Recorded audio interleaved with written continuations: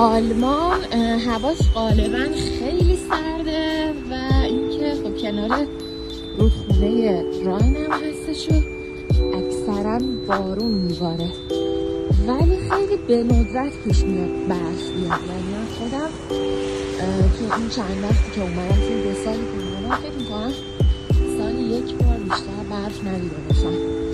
ولی امسال همطوری که دارید میبینید اولین برفمون رو دارم میبینم. البته همچین برف خیلی شدیدی هم نبوده، ولی خب اینم از اولین برف زمستونه دوسلدورف آلمان که 2 ژانویه، یعنی 2مین روز زمستون برفباری بود.